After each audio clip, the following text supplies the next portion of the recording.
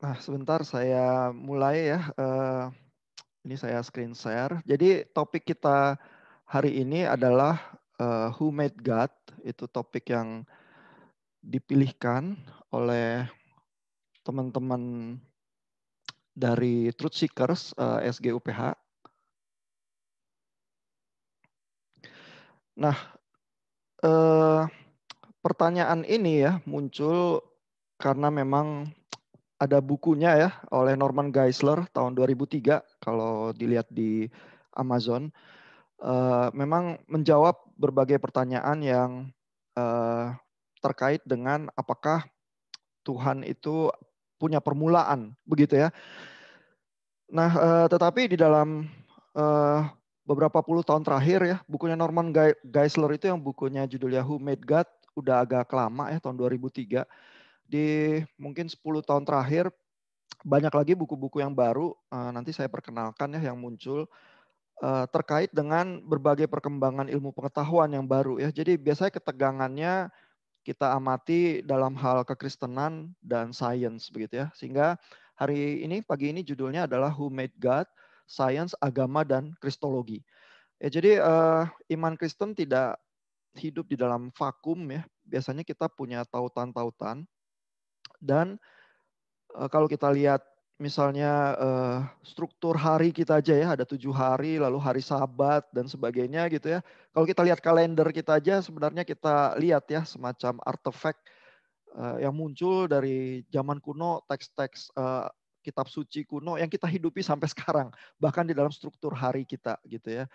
Jadi walaupun pertanyaannya kadang muncul dari sisi sains dan agama ya, tapi kita juga pagi ini ingin lihat ya beberapa hal yang muncul dalam tradisi keagamaan kekristenan juga ya.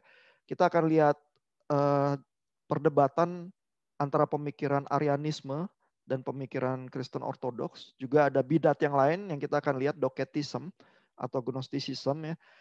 Sehingga persoalan bahwa Tuhan ada atau enggak ya, itu sebenarnya kalau buat komunitas Kristen itu terkait dengan bagaimana Kristus sendiri ya kita lihat untuk kehidupan kita ya. Jadi mudah-mudahan dari pembahasan ini kita juga bisa lihat why Christ matters untuk kehidupan kita ya.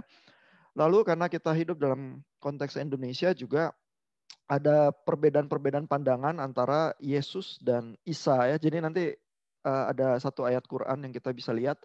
Lalu kita lihat perspektif yang lain ya. Kalau teman-teman komunitas Islam itu melihat Yesus seperti apa. Jadi ini plan kita pagi ini. Mudah-mudahan nanti bisa ada diskusi yang cukup lively ya untuk materi kita. Nah, biasanya yang diperdebatkan ya adalah soal Big Bang teori ya. Itu kalau kita dalam jargon sains populer zaman sekarang ya, Big Bang teori itu seringnya dipahami sebagai saingannya agama ya.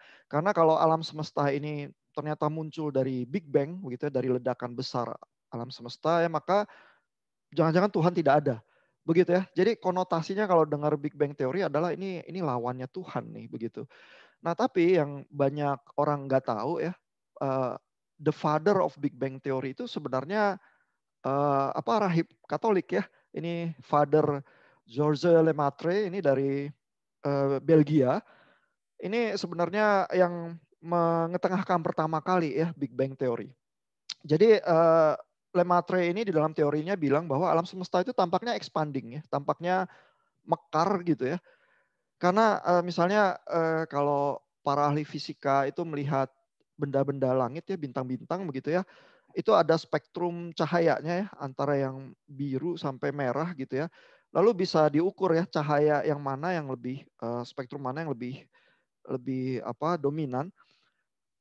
Dan fisikawan tuh tahu efek Doppler ya. Jadi kalau ada sumber sinyal cahaya yang menjauhi atau mendekati pengamat begitu ya, maka frekuensinya tuh akan berubah ya. Seperti ambulans kalau lewat ngeong ngeong tinggi terus ngeong ngeong ngeong jadi rendah gitu ya karena mendekati terus menjauhi gitu ya. Nah, lalu bintang-bintang itu kalau diamati itu cenderungnya menjauh gitu ya. Jadi spektrumnya ke arah yang frekuensinya lebih rendah, lebih ke arah merah gitu ya. Sehingga teori fisikawan itu bisa punya semacam pengamatan empiris yang bilang memang tampaknya alam semesta itu expanding ya. Lalu Lemaitre ini bilang kalau alam semesta itu expanding begitu ya, makin lama makin besar, berarti kalau secara matematika kita telusuri ini bisa ada satu titik di mana alam semesta itu mulai ya, istilah yang dia pakai itu kayak telur kosmik ya, yang pecah telurnya, terus tiba-tiba jadi alam semesta gitu, the cosmic egg gitu ya. Nah, teorinya ini cukup bikin heboh ya, tahun 1933 ini misalnya Lemaitre ketemu Einstein ya, ini fotonya habis kuliah umum itu, lalu Einstein tuh mengkritisi Lemaitre ya, bilang, wah ini karena ini seorang rahib Katolik ya, jangan-jangan Big Bang teori itu menyelundupkan menyelundupkan agama ke dalam sains gitu ya, tuduhannya Einstein. Di awal Einstein tuh mengkritisi keras ya, tapi mengkritisinya adalah ini kayaknya nyampur nih sains sama agama. Tapi di hari kemudian Einstein tuh jadi pendukung Big Bang teori ya, dan merevisi begitu ya kritiknya yang di awal ya. Sehingga sebenarnya kalaupun zaman sekarang kita rasa Big Bang teori itu melawan theism begitu, sebenarnya di awal enggak ya, justru seorang rahib Katolik ya yang membuat teori ini, dan bahkan Einstein mengkritisi jangan-jangan ini ada hubungannya sama agama gitu ya, bukan pure science gitu ya. Nah, sehingga relasi antara agama dan sains itu enggak sederhana ya. Ini buku yang lebih baru dari Kelly James Clark, dia filsuf dulu ngajar di Calvin College, sekarang pindah ke universitas yang lain. Judulnya Religion and the Sciences of Origins. Ini kebetulan udah diterjemahkan oleh Literatur Perkantas. Jadi teman-teman kalau mau cari bukunya ini Agama dan Sains Asal-Usul ya. Ini berisi pergulatan pemikiran yang cukup up to date ya. Bisa dicari karena udah diterjemahkan ke bahasa Indonesia, bacanya juga lebih entengan gitu. Tapi kalau mau lebih seru baca yang asli juga bisa. Nah, di buku ini di chapter pertamanya Kelly James Clark itu tulis ya bahwa sebenarnya theism itu bukan suatu teori sains. Jadi dia theism itu ya bukan kompetitor ya, tidak bersaing dengan sains untuk menjelaskan segala hal tentang kehidupan. Jadi sains bisa benar, theism juga bisa benar secara bersamaan karena tidak berarti harus memilih, oh kalau sains benar, kalau Big Bang teori benar, lantas Tuhan tidak ada gitu. Jadi bukan itu. Ya. Nah, masalahnya adalah ada pemikiran-pemikiran tertentu yang dimotivasi oleh agama ya, seperti yang Earth Creationism, bahwa bumi itu diciptakan hanya dalam 6.000 tahun karena membaca kejadian itu cukup literal ya, dihitung-hitung berapa umurnya mungkin 6 ribuan begitu ya. Terus bersikeras bahwa oh seluruh alam semesta ini diciptakan dalam 6.000 tahun saja. Padahal ahli-ahli geologi misalnya kalau lihat lapisan tanah itu bisa jutaan tahun begitu ya, umur-umur yang diamati begitu ya, sehingga Kelly James Clark ini mengkritisi ya bahwa jangan menempatkan theism itu sebagai scientific hypothesis begitu ya, sehingga berkompetisi dengan sains. Jadi theism itu menurut Kelly James Clark itu lebih mirip belief in other person. Ya, jadi bahwa kan Tuhan itu bukan cuma sekedar cosmic force ya, melainkan satu pribadi, begitu ya. Sehingga kalau kita misalnya percaya bahwa walaupun kita ketemu lewat Zoom seperti ini, begitu ya, tetapi kepala-kepala yang kita lihat itu bukan program komputer, begitu ya. Melainkan memang pribadi-pribadi yang nyata. Ini saya lagi berhadapan dengan orang-orang sesungguhnya. Nah, saya tuh nggak perlu menteorikan dulu ya orang sesungguhnya di balik kepala-kepala itu adanya apa begitu ya. Tapi saya dari awal berinteraksi dan believe ya bahwa memang teman-teman ini hadir ya di ujung sebelah sana dari Zoom saya itu gitu ya. Nah, sehingga theism ini tidak perlu bersaing dengan sains di dalam menjelaskan segala hal tentang kehidupan. Ya, jadi ini recommended bukunya. Kalau teman-teman tertarik bisa juga coba dicari. Ini buku lain yang cukup recommended ya dari Alistair McGrath. Dia di Oxford ngajarnya. Terus dia punya 2 gelar ya, satu di bidang sains, satu di bidang teologi. Jadi ini langka ya karena berpijak di 2 bidang keahlian. Lalu bukunya judulnya The Passionate Intellect ya. Nah, di buku ini salah satu argumennya dia di halaman 105 ya, dia bilang science dan nature itu tuh sebenarnya ini ya, lentur ya, malleable dia bilang ya. Jadi science bisa aja atau nature ya diinterpretasi sesuai dengan atheism. Ya karena banyak pendukung-pendukung new atheism sekarang yang memakai science untuk bilang bahwa agama tuh tahayul basically karena science sudah cukup kok menjelaskan segala hal gitu ya. Nah, itu bisa cocok science masuk ke situ ya. Tapi science atau nature bisa juga cocok dengan theism. Ya, karena banyak juga ilmuwan-ilmuwan yang tidak jadi ateis ya, melainkan tetap percaya Tuhan atau deism atau ism-ism yang lain. Ya, jadi sebenarnya science atau nature itu lentur begitu ya, malleable kayak tanah liat ya, bisa dibentuk ya sesuai dengan eh, sistem pikir yang lebih besar begitu ya. Karena data-data saintifik itu tetap butuh interpretasi untuk sistem pemikiran. Nah, interpretasinya itu bisa macam-macam. Ya. Nah, ini satu kasus yang sangat terkenal ya, yaitu Galileo yang sering menjadi semacam icon juga clash antara sains sama agama. Ya ini lukisannya tahun 1633. Lukisannya sih ini dari abad ke-19 ya oleh Joseph Nicholas Robert Fleury. Tentang Galileo yang diadili di Roma, dipanggil ya karena dia mendukung teori heliosentris ya bahwa alam semesta itu bumi dan planet-planet itu mengitari matahari sebagai pusatnya gitu ya. Lalu diadili dia dinyatakan sebagai bidat, harus tanda tangan pernyataan bersalah, terus dihukum penjara rumah di Roma selama kurang lebih 7 tahun sampai dia meninggal akhirnya di Roma ya. Waktu dia diadili ini tahun 1633 umurnya udah 70-an ya, udah tua dan udah puluhan tahun ya, 20 tahun lebih kontroversi pemikiran, ajaran dan buku-bukunya itu. Nah, ini satu ayat ya yang menyusahkan Galileo ya karena diinterpretasi secara literal waktu di dalam pengadilan itu ya. Dari Yosua 10 ayat 12 dan 13. Ya di ayat ini ada kisah ya Yosua yang berperang melawan orang Amori. Lalu Yosua itu berdoa kepada Tuhan ya dan minta matahari berhentilah di atas Gibeon dan engkau bulan di atas lembah Ayalon begitu ya. Lalu ayat 13 kita baca maka berhentilah matahari dan bulan tidak bergerak sampai bangsa itu membalaskan dendamnya kepada musuhnya. Matahari tidak bergerak di tengah langit dan lambat-lambat terbenam kira-kira sehari penuh. Jadi di dalam kisah ini ada mukjizat matahari itu berhenti di langit gitu ya. Sehingga gereja di Roma itu bilang ya, lo ini kan jelas ya di dalam teori di dalam ayat ini bahwa matahari itu yang bergerak mengitari bumi dan itu pola pemikiran dari filsafatnya Aristotle seperti itu di zaman itu ya mendominasi ya bahwa alam semesta ini bumi pusatnya, matahari dan benda-benda langit yang lain keliling bergerak mengitari bumi begitu ya.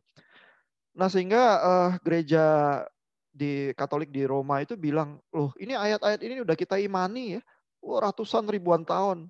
Kenapa kita harus ikut dengan spekulasi Galileo begitu ya yang sebenarnya tidak bisa dibuktikan gitu ya kan kita nggak berasa nih bumi ini bergerak mengitari matahari masa sih kalau di atas kapal laut aja kita berasa ya kalau goyang gitu ya ini bumi bergerak secepat itu kita nggak berasa ya Galileo pasti udah gila gitu ya. Nah jadi hal-hal semacam ini itu menyulitkan ya padahal zaman sekarang semua anak SD tahu ya heliosentris yang benar bukan geosentris. Namun bukti-bukti nyata ya tentang heliosentris itu ya baru bisa diamati dengan gejala benda-benda langit itu ya ratusan tahun setelah zamannya Galileo, waktu kita udah punya teleskop yang jauh lebih kuat daripada teleskopnya Galileo. Ya dan kita harus bayangkan di zaman Galileo itu belum ada hukum fisika Newton, sehingga tidak ada cara ya untuk menjelaskan fenomena seperti gravitasi itu dengan teori-teori Newton yang cukup singkat ya. Semua anak SMP, SMA tahu F sama dengan M kali A. Zaman Galileo nggak ada yang tahu gitu ya, karena eh, apa hukum gravitasi itu belum diciptakan gitu ya atau belum ditemukan ya kalau kita mau pakai istilah ditemukan daripada diciptakan. Nah, jadi itu apa ketegangan-ketegangan yang terjadi antara sains dan religion. Eh, kalau kita terima ya usulan-usulan seperti dari Alistair McGrath maupun dari tadi Kelly James Clark begitu ya buku-bukunya itu ya, maka juga berkaca dari kasusnya Galileo, mungkin yang kita bisa lakukan adalah kita tuh menyadari ya bahwa interpretasi Alkitab itu bisa rumit, bisa bergerak juga di sepanjang zaman ya. Eh, Kalau sains dan nature juga punya kerumitan tersendiri dan teori sains itu juga terus bergerak ya, direvisi oleh yang lebih baru dan lebih banyak bukti-bukti. Sehingga pelajaran utama kita adalah kalau melihat hal-hal ini, yang penting kita tuh punya kerendahan hati yang cukup ya, supaya tidak bersikeras kepada sesuatu yang mungkin salah begitu ya. Dan dalam hal ini Galileo sebenarnya menunjukkan ya kerendahan hati itu karena dicecar oleh gereja, padahal dia yakin dia benar ya. Dan setelah ratusan tahun terbukti juga dia benar, tetapi dia menerima ya, dipersalahkan oleh gereja dan menjalani penjara rumah itu bertahun-tahun di Roma begitu ya. Itu mungkin butuh kerendahan hati yang cukup tinggi ya. Eh, atau mungkin dia juga udah tua ya, udah lelah ya, umur 70 tahun diadili di gereja gitu terus dinyatakan bersalah.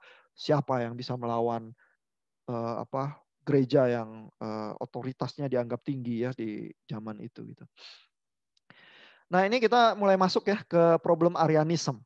Ya, ini ada bidat abad keempat ya, dari tahun 250 sampai 336 zaman kehidupannya. Arius itu satu pemimpin gereja di Alexandria ya, cukup berpengaruh sebenarnya dan cukup banyak pengikutnya ya. Namun dia punya pandangan tertentu tentang Yesus ya, bahwa Yesus itu bukan Allah, melainkan hanya ciptaan Allah saja, begitu ya. Nah, pandangan ini disebut Arianisme. Lalu gerakan ini di konsili di Nisea abad keempat dinyatakan sebagai bidat ya. Lalu buku-buku Arius itu dibakar ya dan dia dikucilkan dari gereja ya, diekskomunikasi ya. Ini cuplikannya ini saya ambil dari Wikipedia ya. Jadi Bapak Ibu teman-teman bisa baca sejarahnya juga di Wikipedia. Nah, ini ayat yang dipermasalahkan ya, salah satunya ya. Dan kata yang dipermasalahkan itu ya. Ini saya ambil dari King James ya. Terjemahannya, for God so loved the world, ini Yohanes 3 ayat 16, sangat terkenal ayatnya ya, that he gave his only begotten son, that whosoever believe in him should not perish but have everlasting life. Nah, only begotten son ini yang jadi problem nih ya. Di dalam bahasa Yunaninya ini dari Septuaginta saya ambil ya, ton wion ton monogene. Ya, jadi kalau diterjemahkan dengan cukup dekat adalah the only begotten son gitu ya. Nah, kalau di bahasa Indonesia LAI itu menerjemahkannya karena Allah mengaruniakan anaknya yang tunggal, ya anaknya yang tunggal. Tapi begotten ini ya monogene, ini monogene itu tunggal ya. Eh,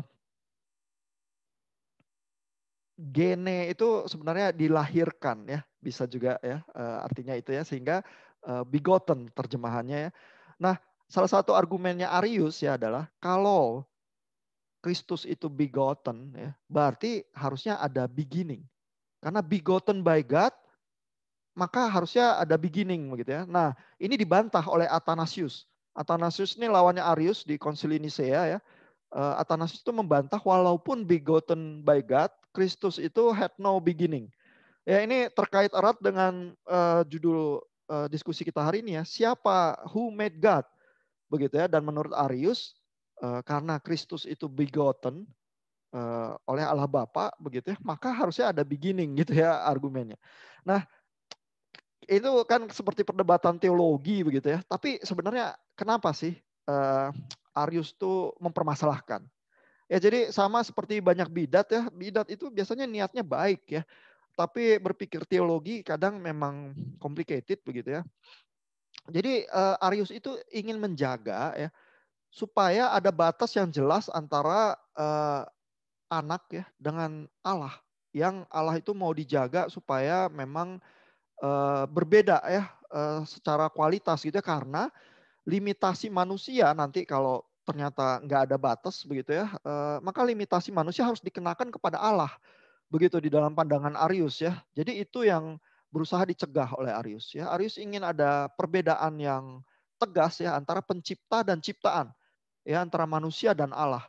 Begitu ya, Arius ingin jaga supaya monoteisme dan keesaan Allah itu jadi kuat begitu ya. Itu yang dipermasalahkan oleh Arius sebenarnya ya. Nah, ini ayat-ayat yang menarik oleh perhatian Arius ya terus dipakai begitu ya. Misalnya di Matius kalau Yesus tuh ditanya begitu ya, "Rabi yang baik apa yang harus aku lakukan?" gitu oleh orang kaya muda itu ya. Yesus menjawab, "Apakah sebabnya engkau bertanya kepadaku tentang apa yang baik? Hanya satu yang baik, yaitu Allah Bapa," begitu ya. Lalu di Yohanes misalnya ada ayat, "Sebab Bapa lebih besar daripada aku." Begitu ya. Jadi menurut Arius kan pasti nggak sama ya, Bapak sama anak begitu ya. Lalu di Lukas 22 ayat 42 di Taman Getsemani ada Yesus yang berdoa ya, "Ya Bapakku, jikalau engkau mau ambillah cawan ini daripadaku." Jadi dengan ayat-ayat semacam itu Arius tuh berargumen ya ndak bisa ya kalau bilang bahwa Kristus itu Allah begitu ya. Nah, jadi ini pokok pikirannya Arius ya, bahwa karena dia begotten, maka there was when he was not ya, ada waktu di mana Kristus itu tidak ada ya. Dan di dalam pikirannya Arius, Bapa itu menciptakan logos, menciptakan firman, menciptakan Kristus sebelum menciptakan segala sesuatu yang lain. Ya, sehingga logos itu ya, firman atau Kristus ya, adalah seperti demiurge.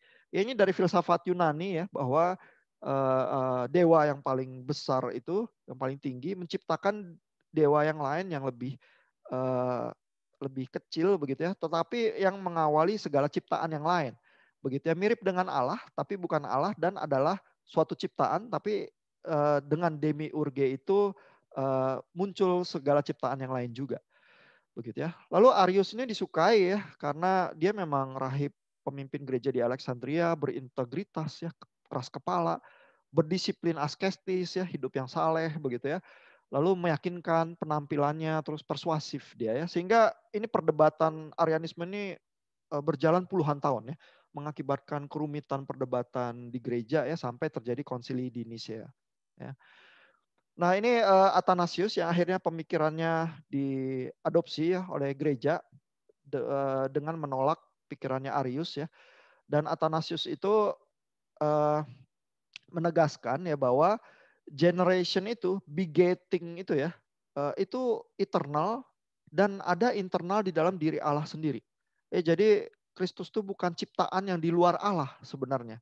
Ya, jadi begetting ini anak tunggal Allah itu jangan dimengerti sebagai sesuatu yang biologis begitu ya. Seperti dewa-dewa Yunani gitu ya, Hercules itu anaknya Zeus dan seterusnya ya, bukan seperti itu. Ya, melainkan terjadi kekal dan internal di dalam Allah sendiri. Lalu ini pakai kata Yunani ya yang muncul juga di dalam kredo kita sebenarnya ya, eh, pengakuan iman percaya yang kita warisi juga di gereja. Kalau teman-teman baca misalnya pengakuan iman rasuli ya, eh, anak itu ya Kristus adalah homoousios. Ya, homoousios artinya substansinya sama ya dengan Allah. Bukan homoiousios ya. Kalau homoiousios ini cuman mirip ya, similar substance. Tapi kalau homoousios itu benar-benar substansinya sama dengan Allah. Tipis tapi berbeda artinya gitu ya. Sehingga di dalam kredo Konsili di Nicea itu ya tertulis satu kalimat ini ya, Kristus adalah very God of very God, begotten, not made ya, begotten tetapi tidak dibuat, tidak diciptakan ya. Being of one substance with the Father ya, being of one substance ini homoousios ini ya. Nah, jadi ini sepertinya sih perdebatan teologi yang bisa rumit ya. Nggak tahu teman-teman kalau di kelas wawasan dunia Kristen apa dapat atau enggak. Nah, tapi apakah berkaitannya dengan hidup kita sehari-hari ya? Mengapa Allah Arius itu bermasalah sebenarnya ya?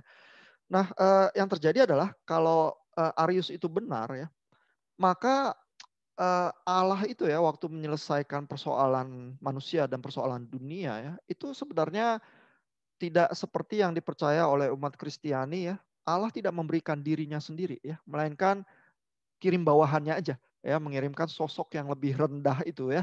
Karena kan ciptaan juga ya, seperti demiurge itu ya. Jadi bukan turun tangan sendiri ya, melainkan kirim bawahannya ya untuk menunjukkan kebaikannya begitu ya. Jadi Allah yang digambarkan Arius itu tetap terisolasi ya, tidak terlibat dengan intim dengan ciptaan. Begitu ya. Kalau yang di dalam tradisi kekristenan Allah itu berinkarnasi ya dengan menjadi manusia ya dengan bergabung dengan ciptaan gitu ya. Tapi kalau Allahnya Arius enggak. Allah Arius itu tetap di pojok surga yang suci, manusia ya urusan manusia aja, kalau ada masalah kirim utusan. Gitu ya. Nah, sehingga menurut ini Michael Thompson dari Cambridge ya, ortodoksi ya atau tradisi kekristenan itu dikorbankan di altar filsafat ya, karena kesulitan memahami kristologi ini jadi lebih mudah ya kalau pakai konsep filsafat Yunani itu ya yang mirip dengan demiurge itu. Ya, jadi supaya gampang masuk otak kita, ya udah dikorbankan saja ya ortodoksi kekristenan itu. Nah, tapi kenapa ya itu jadi masalah besar sehingga Athanasius dan gereja itu bergulat ya puluhan tahun di dalam hal ini ya. Ini pemikiran bapak-bapak gereja ya. Ini Gregory of Nazianzus juga dari abad keempat ya di dalam konsili Nicea juga ya. Yang dipahami adalah that which he has not assumed, he has not healed gitu ya. Yang tidak disentuh, terkena sentuhan ilahi itu tidak ikut ditebus.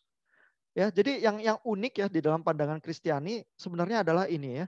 Jadi dalam pandangan Kristiani manusia itu dilihat sebagai punya cacat yang cukup mendalam ya di dalam substansi kemanusiaan itu sendiri ya. Seperti ada kanker yang menggerogoti dengan keras dari dalam gitu ya. Sehingga eh, kalau tidak kena sentuhan ilahi begitu ya, maka sebenarnya tidak ada harapan untuk manusia gitu. Jadi yang bisa menyembuhkan itu hanya Allah. Manusia mau usaha sehebat apapun tidak bisa memperbaiki dirinya begitu ya. Namun yang harus disembuhkan manusia. Ya, jadi yang bisa menyembuhkan Allah, yang harus disembuhkan manusia. Nah, jadi kalau manusianya tidak kena sentuhan ilahi, nggak ada harapan kesembuhan itu nggak ada. Tetapi sebaliknya kalau Allah itu tidak menjadi manusia ya, maka tidak ada bagian dari kemanusiaan itu yang bisa sembuh, gitu ya. Jadi mau nggak mau di dalam pikiran ini inkarnasi itu harus terjadi tuh. Nah, jadi ini sebenarnya agak unik ya di dalam banyak ajaran-ajaran agama ya, yang penting tuh ajarannya. Ya sehingga misalnya kalau di dalam tradisi pemikiran Islam ya, yang dimengerti adalah manusia itu melupakan Tuhan. Jadi penyakitnya manusia adalah lupa dengan Tuhan. Maka sehingga Tuhan itu mengirimkan firman-Nya, yaitu Quran, begitu ya, menjadi penuntun lewat nabinya Muhammad. Sehingga kalau kita tahu firman itu yang memberikan tuntunan untuk hidup yang kekal, begitu ya, kita tuh jadi ingat Tuhan. Ya, sehingga solusinya di dalam tradisi Islam adalah berzikir. Berzikir itu mengingat Tuhan. Ya, dan dilakukan di dalam sholat dan pembacaan Quran dan sebagainya gitu ya. Nah, tradisi kekristenan memandang penyakit manusia itu lebih berat daripada sekedar lupa gitu ya. Ada yang salah dengan manusia itu di dalam diri kemanusiaan itu sendiri. Yang kalau tidak kena sentuhan ilahi begitu ya, nggak ada kemungkinan untuk sembuh gitu ya. Sehingga pemikiran Arius itu akhirnya ditolak ya. Nah tapi terus apa boleh ya kalau gitu Kristus itu semata-mata Tuhan saja bukan manusia.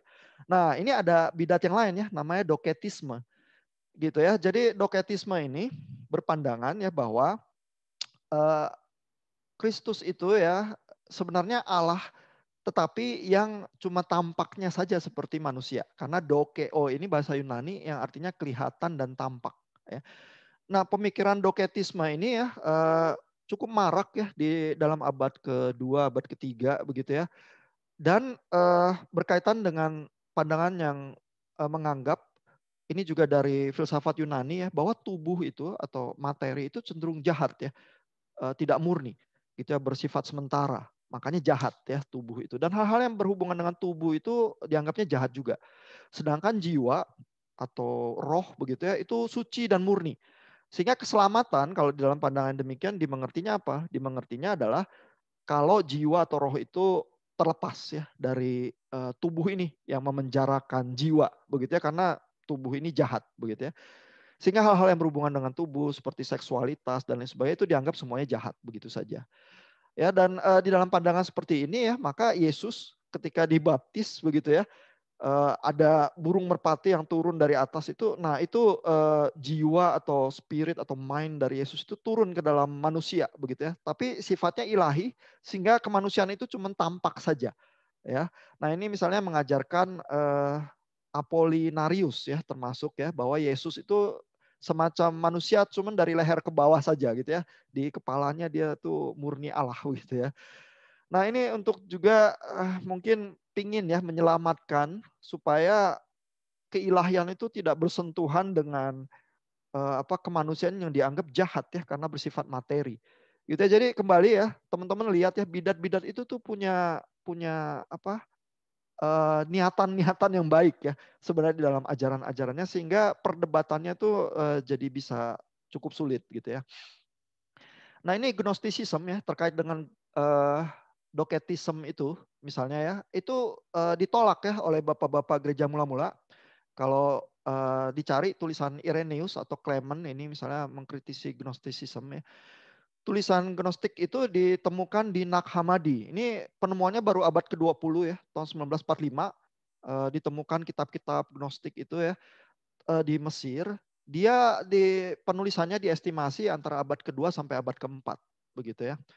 Nah, misalnya di dalam pikiran gnostik itu ya, keselamatan itu adalah karena ada pengetahuan rahasia itu yang disebut gnosis ya. Makanya pahamnya disebut gnosticism ya.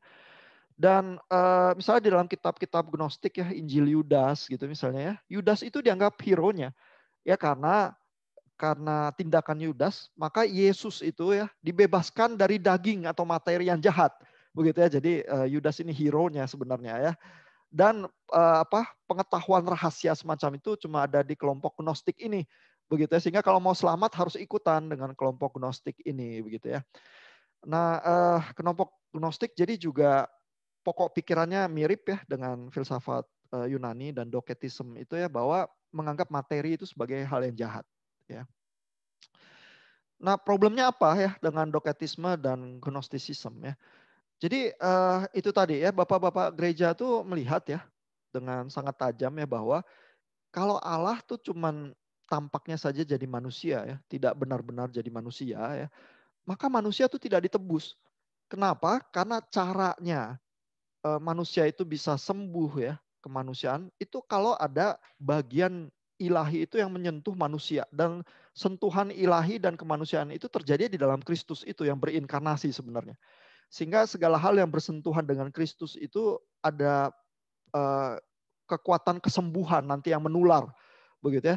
Jadi sebenarnya pemahaman Bapak Gereja mula-mula itu keselamatan itu sifatnya sentuhan ilahi yang mengakibatkan kesembuhan kosmik begitu ya. Bukan sekedar bahwa oh kita hafal ya doktrin-doktrin tertentu, kalau kita sepaham ya, kita setuju dengan doktrin-doktrin itu, maka selamat begitu ya. Enggak seperti itu loh. Ya, makanya kalau kita baca kitab suci ya, Paulus misalnya menulis keselamatan adalah mengambil bagian dalam kematian Kristus sehingga bisa mengambil bagian juga di dalam kebangkitannya. Begitu ya.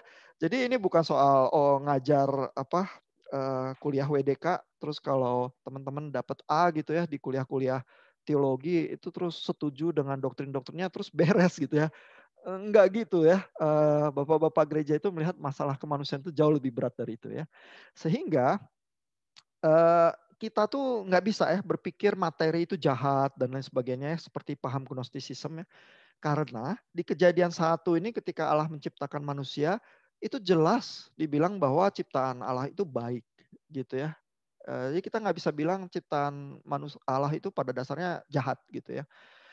Nah lalu banyak ya bidat-bidat ya dan kelompok keagamaan itu memanipulasi ya ajarannya. Misalnya ajaran yang disebut ajaran rahasia itu gnosis gitu ya.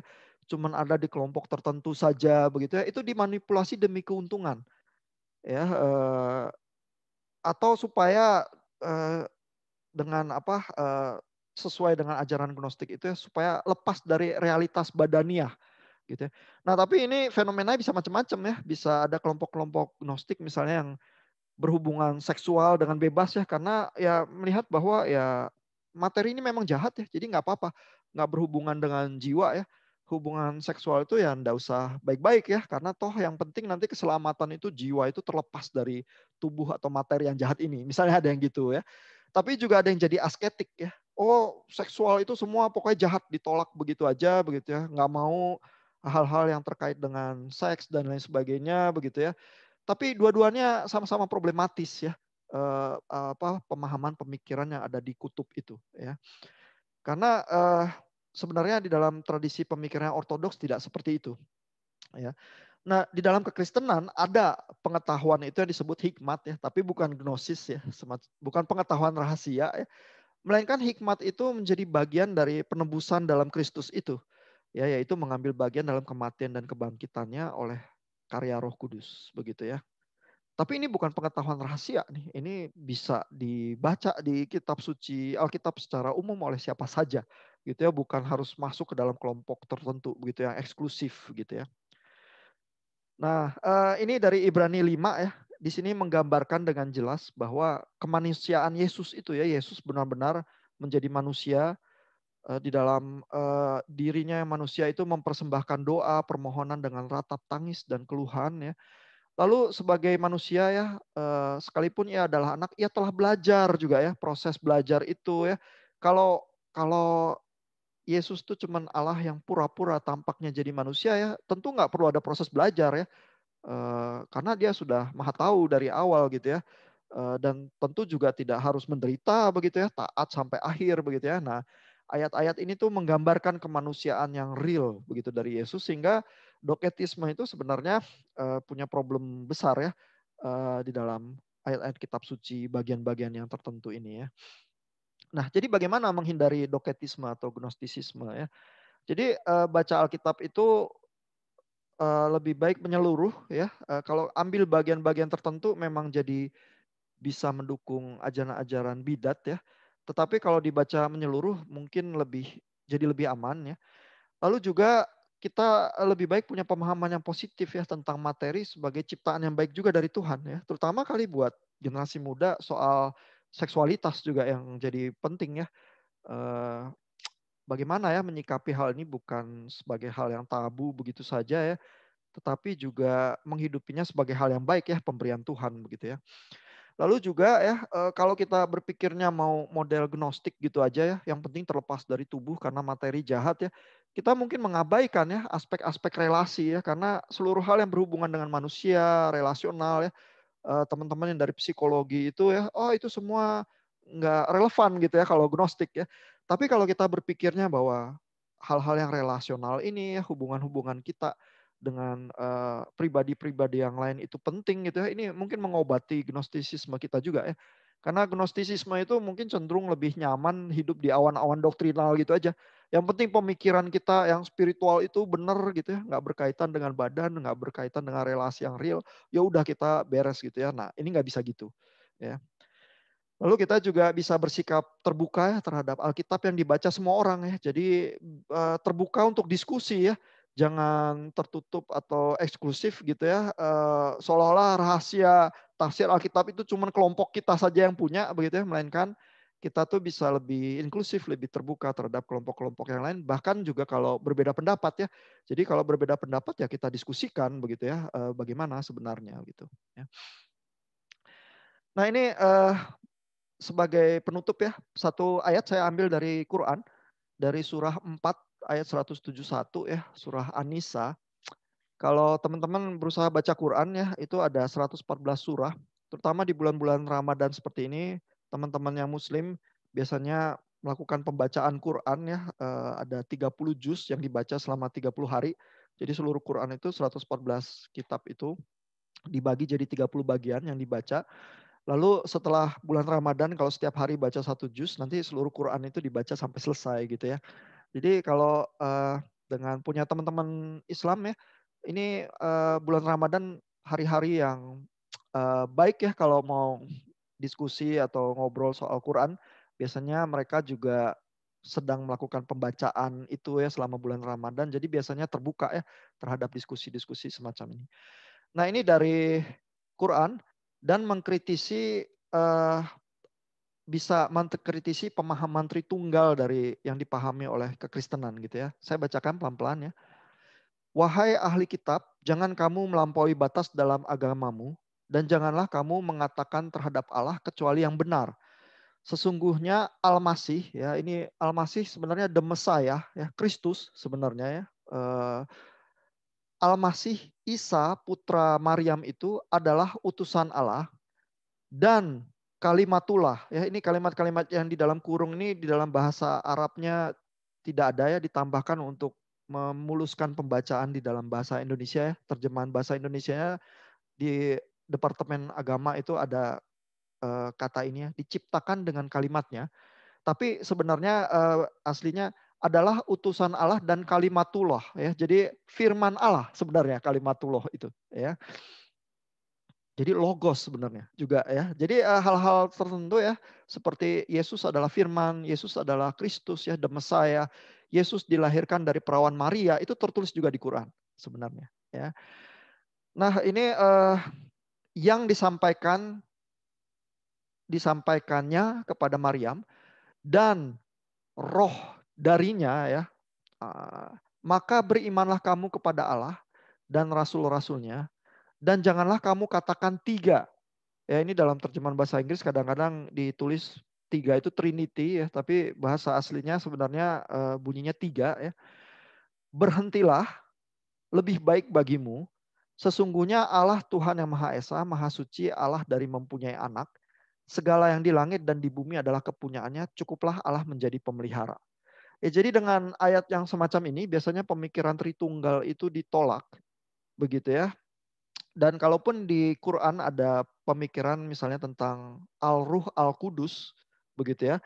Namun di dalam pemahaman tradisional Islam eh, tidak ada tempat ya untuk bisa ada Roh Kudus begitu sebagai bagian dari Tritunggal. Al-Ruh Al-Kudus itu biasanya diterjemahkan ke dalam bahasa Indonesia sebagai Jibril. Ya, sehingga Maria itu mendapatkan pesan oleh malaikat Jibril dan ada mukjizat terjadi melahirkan Yesus. Namun Yesus adalah utusan Allah, begitu ya, yang di dalam ayat ini menolak konsep Tritunggal itu sendiri, begitu ya. Nah, ini saya rasa cukup dulu sampai di situ. Saya rasa kita nih udah bisa masuk ke dalam diskusi ya dengan berbekal materi kita ini. Silakan, saya buka ruang diskusinya untuk teman-teman. Ya, mungkin teman-teman kalau misalnya ada yang mau nanya atau mungkin kasih tanggapan untuk diskusi, boleh ya. Ya. Langsung tanyakan aja ke Pak Ihan. Jadi ada komentar juga silakan.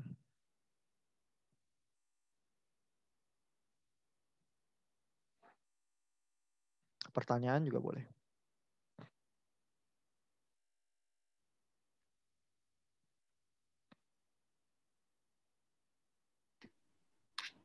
Oke, mungkin mulai dari aku dulu kali ya, Pak. Sebenarnya Silakan. lebih ke ini, lebih ke praktikalnya. Jadi kan kayak kadang tuh yang paling sering itu kan kayak ya udah apa buktinya Tuhan tuh ada gitu. Nah, kadang kayak beberapa orang tuh kalau aku lihat kayak di YouTube gitu mereka jawabnya ya kayak oke, kita bisa merasakan Tuhan gitu, merasakan hadirat Tuhan gitu. Tapi kan kalau orang luar mungkin mereka nggak bisa ya langsung kayak gitu kan mereka nggak terima jawaban kayak gitu gitu. Apalagi kalau mereka orangnya yang logis banget gitu Pak. Nah jadi mungkin ada nggak sih benar-benar kayak satu benar-benar penjelasan yang bisa apa ya, yang bisa kita sampaikan gitu. Karena itu kayak golden question banget gitu Pak, paling sering banget saya dengar gitu. Iya, jadi memang tradisi agama itu juga tidak mengklaim bahwa kita percaya sesuatu tanpa bukti-bukti, ya karena kalau klaimnya seperti itu ya berarti lebih baik kita tinggalkan saja ya agama apapun yang kita percayai begitu ya, karena mungkin memang wishful thinking gitu ya atau tahayul begitu ya.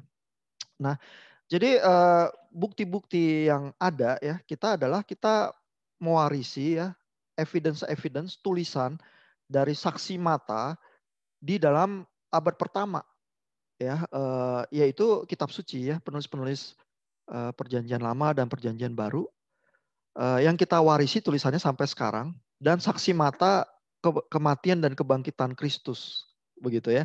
Jadi ada bukti ini. Jadi jangan jangan sampai ya kita berpikiran bahwa ya kita memang sih agama itu diajarkan dan lain sebagainya, tetapi agama memang kelihatannya nggak ada bukti gitu ya. Nah tentu perdebatannya tetap bisa terjadi ya. Apakah kitab-kitab itu bisa kita terima ya? Seberapa otentik kitab-kitab itu ya? Dan historian ada yang membantah, ada yang menguji ya, ada yang mengkonfirmasi begitu ya. Bisa ada perdebatan ya, tetapi tidak pernah klaimnya kita nggak punya bukti apa-apa. Ada buktinya ya. Dan teks-teks kita perjanjian baru itu banyaknya minta ampun ya, kopinya ribuan. Bahkan teks kuno yang kopinya paling banyak ya, misalnya dibandingin dengan teks-teks Plato atau Aristotle begitu ya, yang banyak kopinya yang kita temukan ya teks-teks Alkitab sebenarnya.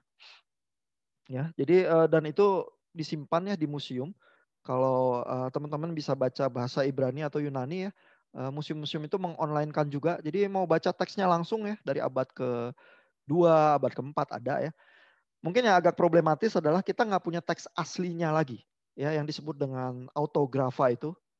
eh, yang misalnya kalau surat Paulus, Paulus yang nulis tangan pertama itu yang berasal dari Paulus itu nggak ada gitu ya, atau yang dari Matius atau dari Lukas gitu ya. Karena di dalam tradisi gereja, kalau manuskrip itu udah jelek ya, udah susah dibaca gitu ya, dan kita harus sadar ya ini bukan teknologi digital modern ya. Ini ditulisnya tuh dengan susah payah di atas materi yang di dalam zaman kuno itu misalnya mereka pakai semacam uh, scroll gitu ya, atau pakai kulit ya, atau papirus begitu ya, terus seperti diukir ya, jadi nulisnya aja susah dan nulisnya lambat gitu ya. Terus kalau udah mulai jelek, nggak bisa dibaca, disalin gitu ya. Yang lama itu terus dimusnahkan ya, dibakar biasanya, dihancurkan supaya acuannya yang baru itu yang bagus gitu ya. Dan itu kayak harta gereja gitu ya. Karena itu mahalnya minta ampun ya. Kalau nulis di kulit ternak gitu ya harus makan banyak ternak, padahal ternak kan mahal ya.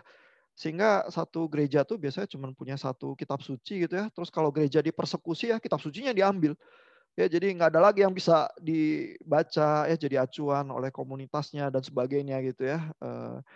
Nah, jadi di dalam zaman kuno kita proses penulisan tuh seperti itu, tapi teksnya banyak dan kita warisi.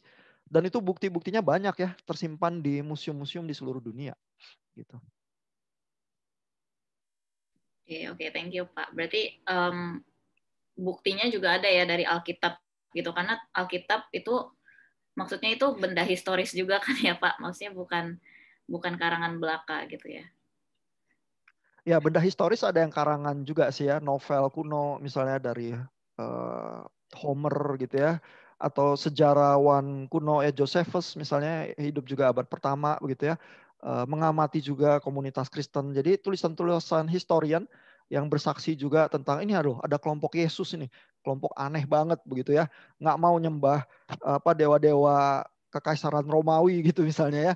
Ada tulisan-tulisan semacam itu ya, dan itu yang murni karangan manusia ya, historian. Tapi memang komunitas Kristen mempercayai bahwa kitab-kitab Perjanjian Baru misalnya ada inspirasi dari Roh Kudus ya, sehingga walaupun memang ditulis oleh tangan manusia dan tidak meniadakan kepribadian manusia, tetapi juga diilhami oleh Tuhan gitu. Oke, oke, oke. Ngerti, Pak. Ya, thank you ya, Pak. Mungkin teman-teman yang lain ada yang mau tanya, ada yang mau diskusi, tanggapan? Saya, Pak. Ya, silakan. Boleh nggak kan materi kita kan hari ini tentang who made God. Terus kalau misalnya nih ada orang tanya buat kita, siapa sih ya Allah itu dibuat di mana, Allah tuh diciptakan di mana. Terus boleh nggak kalau kita jawab gini, Allah tuh nggak diciptakan oleh siapa-siapa, dia juga nggak menciptakan dirinya karena pertama Allah itu bukan ciptaan. Makanya kalau ditanya who made God itu nggak ada karena Allah itu bukan ciptaan. Boleh nggak, Pak? Ya, jadi ini ya bukunya Norman Geisler dan Ravi Zacharias ya, Who Made God, ini tahun 2003. Di chapter pertama jawabannya itu ya, bahwa Allah, kalau memang ada Allah yang kita sebut Allah itu kekal begitu ya, maka tidak ada yang membuat ya. Dan tapi dari mana muncul ciptaan? Jadi dilemanya selalu itu ya. Kalau Allah itu kekal, ciptaan munculnya dari mana ya? Lalu di dalam tradisi kekristenan yang dipercaya adalah ciptaan itu ex nihilo ya, dari ketiadaan muncul ciptaan ya. Nah, sementara ada filsafat Aristotle itu yang bilang bahwa ya dari ketiadaan tidak bisa muncul sesuatu yang ada. Begitu ya. Padahal tradisi kekristenan pemahamannya penciptaan itu ex nihilo gitu ya. Lalu problemnya adalah kalau segala ciptaan itu ada penyebabnya ya, ada cost-nya begitu. Maka terus kalau Tuhan itu juga sesuatu realitas yang hadir ya, yang eksis gitu ya. Lalu penyebabnya apa? Ya sehingga muncul pertanyaan filsafat itu ya, who made God itu. Karena dari arus-arus pemikiran filsafat itu muncul pertanyaan-pertanyaan, kesulitan-kesulitan. Tapi jawabannya ya yang tradisional seperti itu yang ditulis oleh Norman Geisler ya, bahwa kalau Allah itu memang ada dan eksis dan memang Allah seperti yang diyakini oleh komunitas agama ya, maka pasti dia kekal, tidak ada penciptanya, dan segala ciptaan dimulai dari Allah sendiri begitu ya. Nah, itu jawaban yang klasik. Yang kita bahas tadi barusan tuh variasi-variasi modernnya. Ya, bagaimana dengan Big Bang teori? Begitu ya. Bagaimana dengan teori evolusi ya? Apakah teori-teori itu menjadi saingan teisme yang dianggap juga sebagai teori sains gitu misalnya. Dan Kelly James Clark mengusulkan jangan anggap teisme itu sebagai saingan teori sains gitu ya. Lalu problem Galileo di dalam sejarah ya, dan problem Arianisme itu problem di dalam tradisi sejarah gereja yang klasik juga ya, karena yang diperdebatkan oleh Arius adalah apakah Kristus itu ada permulaan atau tidak. Begitu ya. Jadi dengan kata lain, apakah Kristus itu ciptaan atau bukan gitu ya. Karena di dalam tradisi kekristenan Allah yang diyakini oleh komunitas Kristiani itu bukan Allah dalam vakum. Ya artinya bukan, kalau kita udah beres sama Big Bang teori ya, atau dengan filsafat Aristotle, terus lalu lantas selesai persoalan kita, enggak.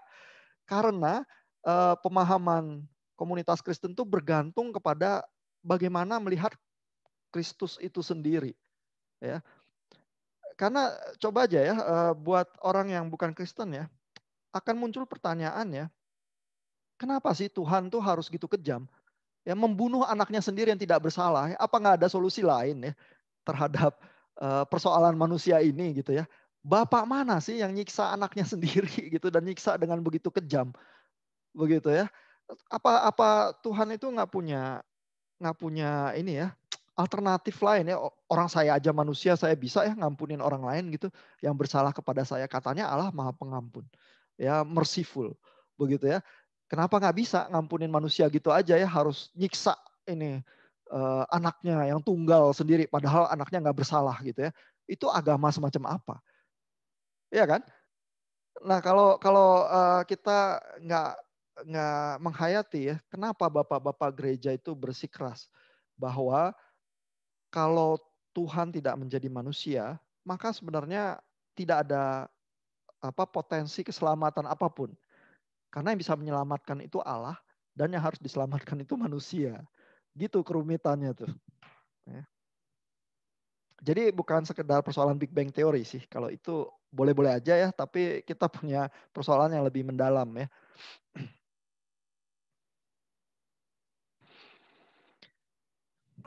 Baik, terima kasih Pak. Ya.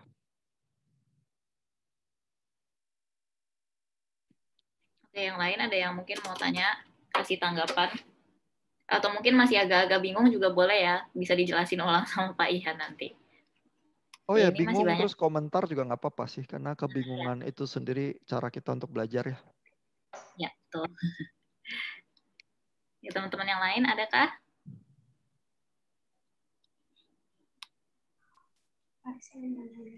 Ya. Oke, ada Lina nih.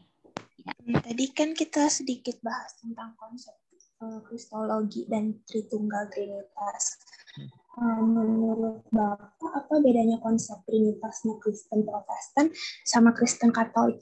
Karena mereka juga mempercayai Allah Tritunggal. Tapi apa yang menjadi pembeda utama antara Tuhan yang kita percayai sama yang mereka percayai gitu? Thank you. Nggak ada. Ya, karena misalnya pengakuan iman rasuli ya, kredo-kredo Nicea Konstantinopel itu sebenarnya terjadinya di zaman gereja Katolik ya. Kalau kita mau strictly melakukan pemisahan ya antara Katolik dengan yang Protestan begitu ya. Sehingga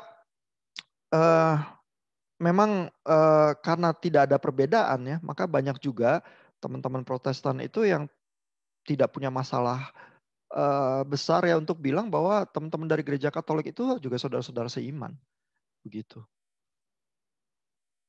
Ya, jawaban sederhananya seperti itu sih. Mungkin kalau ada pertanyaan lanjutan, silakan. Tapi kadang Pak, dulu saya di SMA Katolik, jadi saya sering dapat pertanyaan gitu Pak, kenapa orang Kristen nggak mau sembah Bunda Maria?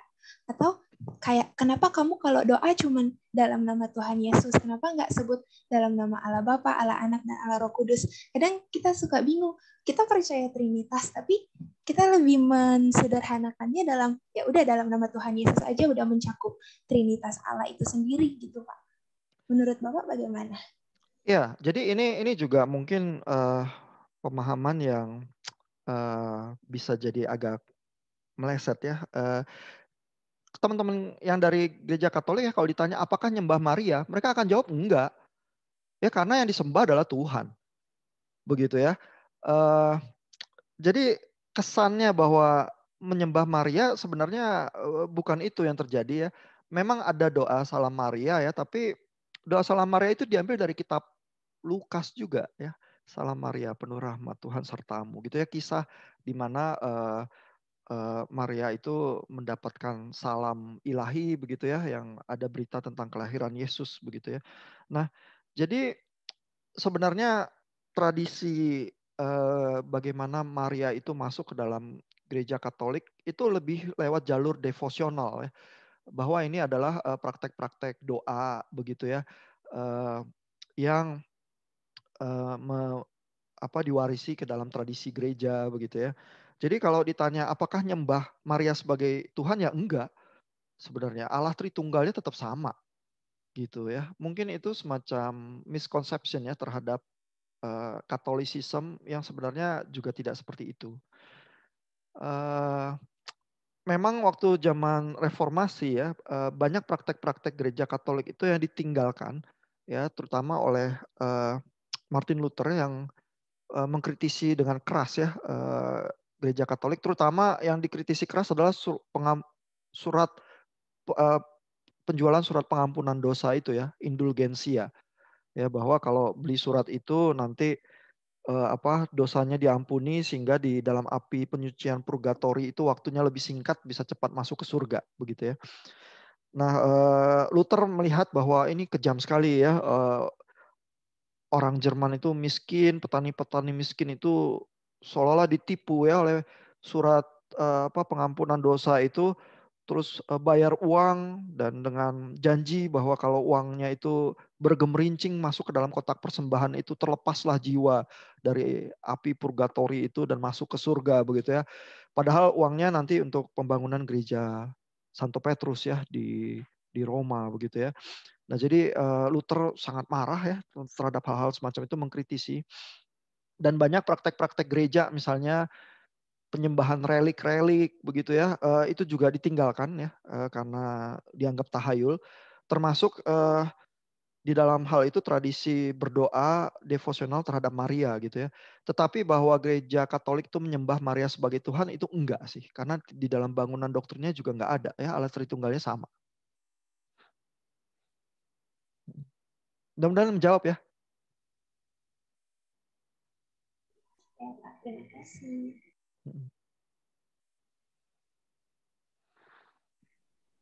Oke, adakah yang lain?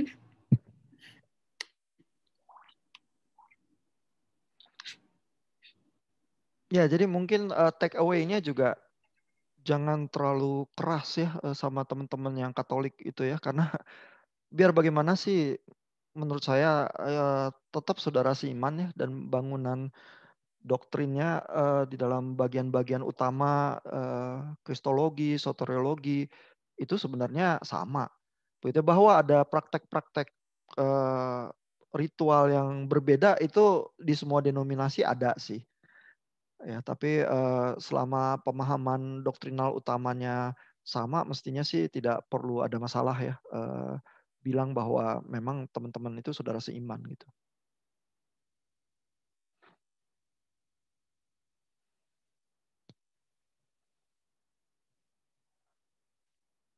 Ya, kalau ada pertanyaan, komentar lagi yang lain silakan. Masih ada waktu ya, Bu Abigail ya? Masih ada, Pak. Masih ada. Mungkin ada yang beberapa jaringannya lagi kurang baik kali, Pak. Oh iya, Jadi, iya. ya. Oke. Mungkin teman-teman ada lagi yang mau tanya atau mungkin belum jelas gitu atau mungkin masih bertanya-tanya supaya Saya lagi boleh nggak, Pak? Ya boleh Michelle, silakan ya. Jadi mungkin saya kurang nanggep dia yang tidak disentuh dan tidak ditebus itu berarti masih dipakai apa yang kayak manusia dilihat cacat kalau tidak terkena sentuhan nilai maka tidak ada harapan apa-apa. Iya, jadi masih ya, karena kan kita mewarisi tradisi Credo Nicea Konstantinopel itu ya. Mungkin yang dibacakan biasanya kalau di gereja, kalau di dalam ibadah kita pengakuan iman rasuli ya, yang banyak hal yang di situ itu udah perkembangan berikutnya ya dari perdebatan Nicea yang di awal abad keempat itu. Memang pikiran dari bapak-bapak gereja itu kita warisi juga sebenarnya, tapi harus diakui seringkali di dalam proses katekisasi di gereja ya, pemahaman yang historical seperti itu ya dari abad keempat dan kenapa perdebatan itu terjadi dan lain sebagainya bisa saja tidak diajarkan, sehingga kalau di gereja kalau anggota baru itu keluar dari katekisasi yang terjadi adalah pemahaman bahwa oh doktrinnya pokoknya begitu, udah percaya aja gitu ya. Tetapi sebenarnya kalau Bapak Ibu teman-teman baca pengakuan iman rasuli di gereja setiap kali ya, itu adalah pergulatan puluhan tahun dan bahkan pemikiran ratusan tahun ya, dan banyak darah martir juga yang tertabur ya di dalam pergulatan pemikiran itu ya, sehingga kita bacanya sekarang enteng ya pengakuan iman itu ya, tetapi sebenarnya itu melewati sejarah yang panjang dan pemikiran yang rumit yang kadang mungkin di dalam proses pemuritan atau pengajaran di gereja kita terlepas ya dari penghayatan itu. Makanya pertanyaannya Bu Michelle kan jadi begitu ya, apakah itu masih kita pegang gitu ya, seolah-olah ada keraguan, ini masih atau enggak gitu ya. Tapi pengakuan iman Nisea itu misalnya kalau teman-teman baca Kidung Jemaat, kalau misalnya ada yang ke gereja yang masih cukup tradisional ya, lagunya bukan cuma Hillsong aja gitu ya, tapi juga dari Kidung Jemaat misalnya, Credo itu tertera ya di dalam lembaran Kidung Jemaat itu.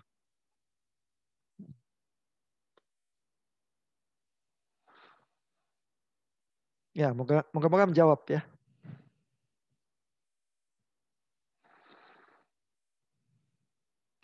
Oke, yang lain adakah?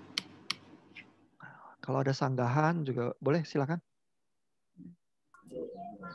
Saya boleh bertanya? Boleh. Ini jaringannya udah oke nih kayaknya. Silakan. Ya lumayan Pak. Ini memastikan aja supaya related sama pertanyaan si Kak Misal tadi. Itu tentang who made God. Jadi jika nanti one day kita itu ditanya gitu, who made God, kita bisa jawab apa ya Pak? Kesimpulannya gitu, lebih spesifik. Thank you Pak. Nah ya, tadi kan sebenarnya udah dijawab ya. Kalau mau cari bukunya juga dari Norman Geisler itu ada ya. Buat sebenarnya yang penting ya untuk teman-teman pikirkan ya adalah kalau pengakuan iman rasuli itu benar ya, bahwa relasi-relasi di dalam kehidupan itu penting ya karena materi itu tidak jahat begitu ya. Maka di dalam setiap pertanyaan itu tersimpan relasi personal ya. Jadi kalau teman-teman itu menerima pertanyaan ya, sebenarnya yang terjadi itu di situ itu ada satu relasi ya dengan pertanyaan itu dijalin relasi personal itu. Jadi sebenarnya yang penting ya, seringkali itu bukan perkara saya itu tahu jawabannya atau enggak. Ya ini tuh bukan ujian supaya dapat nilai terus dapat A gitu ya. Ini bukan ujian. Ya. Sehingga yang baik ya approach-nya adalah bagaimana kita membangun persahabatan sih. Ya. Bahwa pemahaman-pemahaman imani itu ada jawabannya dan sudah ada sejak ratusan tahun yang lalu ya. Itu bisa kita telusuri ya. Tetapi bahkan kita sendiri pun kalau kita ada keraguan ya, kita ada pertanyaan sendiri ya di dalam mengikut Tuhan begitu ya. Itu juga bisa ya kita obrolin secara jujur dengan sahabat-sahabat kita. Dan kalau persahabatan itu terbuka jalurnya begitu ya, maka kalau kita meyakini bahwa Allah memang bukan Allah yang terisolasi jauh di sana nggak peduli dengan kita, dan memang Roh Kudus itu bekerja di dalam kehidupan kita ya. Lewat relasi-relasi personal itu nanti Roh Kudus bisa bekerja. Begitu ya, sehingga bukan cuman kita nih juggling pertanyaan dan jawaban, melainkan Allah itu memang hidup di tengah kita ya. Immanuel, Allah beserta kita. Begitu. Ya. Mudah-mudahan menjawab ya, walaupun mungkin tidak sesuai yang diinginkan. Thank you, Pak.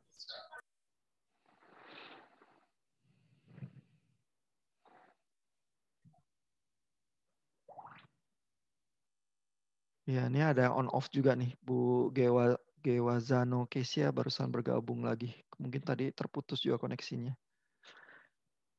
Kalau ada pertanyaan lagi, komentar lain silakan nih, masih ada waktunya sedikit. Saya mau tanya. Iya.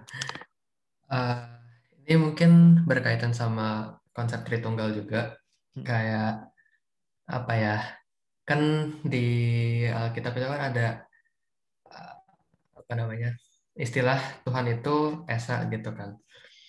Tapi di satu sisi ada Tritunggal juga gitu. Pertanyaanku mungkin kalau dikaitkan dengan tema Who Made God, kayak apakah Tritunggal itu sudah ada dari awal gitu? Maksudnya kayak apa ya? Apakah Tuhan tuh awalnya satu yang membelah diri jadi tiga, atau memang udah ada Tritunggal tuh dari awal? Gitu kali ya, Pak. Oke. Jadi yang dipercaya adalah karena 3 person dari Allah Tritunggal itu memang Allah, ya maka ketiganya kekal, begitu ya. Di internal di dalam realitas ilahi itu sendiri sudah dari kekal kepada kekal, gitu ya. Sehingga memang Tritunggal itu bukan politeisme. Ya, jadi ada teolog dan scholars itu yang bilang ya, bahkan di dalam Islam dan Kristen ya, kita juga bisa ya bilang bahwa kita menyembah Allah yang sama. Nah, scholars yang berargumen seperti itu ya, itu argumennya adalah karena sama-sama monoteisme. Jadi Tritunggal itu bukan politeisme. Ya kalau orang Kristen mulai menyebutkan atau menjelaskan Tritunggal seolah-olah itu politeisme, nah itu mulai bidat sebenarnya, begitu ya, karena Tritunggal itu bukan politeisme. Nah, tentu memang ada perbedaan ya dengan monoteisme di Islam ya, di dalam detil-detilnya begitu ya, itu selalu bisa dibicarakan sih. Tetapi bahwa yang dipahami Allah itu dari kekal sampai kepada kekal realitasnya, nah itu memang seperti itu, dan di dalam Islam dan di dalam Kristen juga sama. Nah di ayat-ayat Quran misalnya ada ayat-ayat yang spesifik itu bilang Allah itu tidak beranak dan tidak diperanakan. Ya, di dalam bagian An-Nisa 171 tadi juga ada ya bagian Allah itu tidak diperanakan begitu ya. Nah itu terutama ya banyak Muslim scholars itu yang bilang itu mengkritisi juga politeisme yang ada di Jazirah Arab pada saat itu. Karena konteksnya di Mekah, di dalam komunitas Muhammad, waktu itu juga yang umum diterima adalah politeisme. Ya, dan di dalam politeisme itu memang dewa-dewa itu anak beranak begitu ya. Sehingga ayat-ayat Quran itu yang menolak bagian itu dengan bahasa Allah itu tidak beranak dan diperanakan. Nah, menjadi masalah ketika berinteraksi dengan komunitas Kristen, lalu komunitas Kristen itu bicara bahwa Yesus adalah anak Allah. Begitu ya. Sehingga di situ tuh bisa langsung terjadi perdebatan ya. Yang menolong adalah kalau misalnya dari yang komunitas Kristen itu dari awal menjelaskan ya bahwa kalaupun ada istilah anak Allah di situ itu bukan biologis yang dipahami di situ begitu ya. Melainkan itu bahasa metafora ya, bahasa simbolisme ya. Seperti kita juga bilang anak kunci begitu ya. Itu kan bukan berarti kuncinya beranak begitu ya. Nah jadi pemahaman bahwa Tritunggal itu sebenarnya tetap monoteistik ya. Itu cukup penting ya untuk menjalin dialog antara teman-teman yang Kristen dengan teman-teman yang Islam sih. Ya, mudah-mudahan menolong jawabannya ya dan mengkonfirmasi yang ditanyakan Pak Mikal. Oke Pak, thank you. Oke, nah kira-kira terima kasih Pak untuk jawabannya tadi. Nah, yang lain ada pertanyaan lagi nggak nih? Kira-kira ada lagi nggak nih? Nggak ada ya. Oke, kayaknya udah mulai lapar nih kayaknya semua orang. Udah tadi baru bangun, dipaksa kerja nih otaknya kan. Udah mulai lapar deh sekarang ya.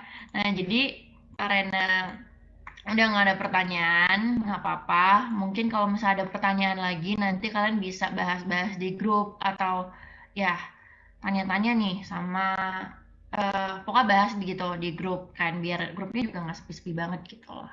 Oke, makasih juga Pak Ihan atas insight-insightnya. Semoga bisa jadi ilmu untuk kita semua karena emang ini agak sering banget didengungkan, tapi kayak rasanya masih kurang sini kurang sana, kok kayaknya kurang paham gitu. Tapi hari ini kita semoga bisa belajar lebih gitu. Nah, seperti biasa kita mau sesi dokumentasi dulu nih. Jadi teman-teman yang belum on cam boleh nih untuk on cam dulu. Yuk teman-teman boleh on cam ya. Biar kita bisa mengabadikan momen ini bersama Pak Ihan. Foto bersama, mari. Tampilkan wajah Anda yang menawan.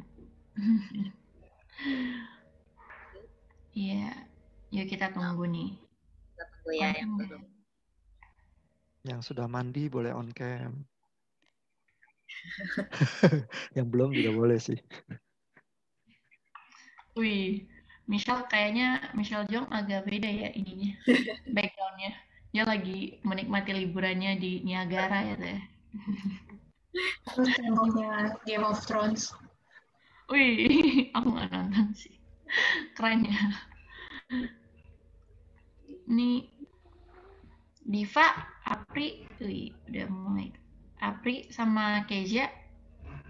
Mungkin bisakah atau jaringannya kurang bagus? Wih, Apri bisa. Oke.